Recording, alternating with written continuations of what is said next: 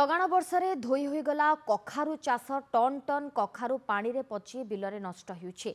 गत किछि दिन हेला कटक जिला महांगा अंचल में वर्षा लगी रही फल हंसदिया कुहुंडा कल्याणपुर अंचल में एकर एकर कखारु चाष प्रभावित होइछि। बिलरे पानी माड़ी जिबारु एबे टन टन कखारु नष्ट होइछि। जो कखारु गुड़िक अमल उपयोगी होइछि सेगुड़िक चाषी तरबरिया भाव में तोली नेउछन्ति।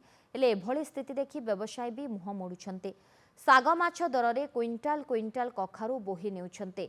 स्थानीय अंचल में शीतल भंडार नथिबारु कखारु गुड़िकर एभली अभावी बिक्री हेउतबा चाषी माने अभियोग करिसेंति।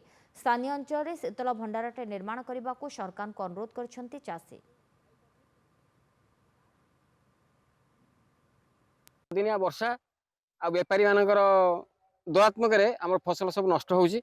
हाँ आम किसी पाई पारनु आ दयाकर सरकार के पार निवेदन करूछु आर किसी उपयुक्त प्रणाली आमको जोगई देले कि कोल्ड स्टोर फोल्ड स्टोर एमती कले आम नहीं रखिक पर स्टेज जहाँ बिका बिकी कले असंतुष्ट हूँ। तो आम मुझे 1.5 माण खंड बिल कखारू करी 1.5 माण करी रेट ये बिल पानी ठिया हो जाए आमती तोली पारनु अदिनिया वर्षा सरकार किसी साहाय्य सुविधा करेंगे कि करेंगे फसल जो वर्षा है ये वर्षा फल आमर व्यापक क्षति होगला आउ कखार फखार पचिगला आ फसल को भल होता ये जब आम वर्षाटा न होता आम भल पैसा 2 पैसा पाई था असुविधा टोटाल ये तो पचि पाचि गला नष्ट होगला आम कौन एत पैसा पाइबू आम जहाँ बेपार तो जे बेपारी 5 टका 6 टका खेलुन आम सहित पुणी आम भावुँ कौन तो करूँ सेमती जहाँ कि जो धार खरच कर सब करूँ किंतु से पैसा आम सुझी पार्नु। वर्षा जो सब नष्ट बस्ट आपगला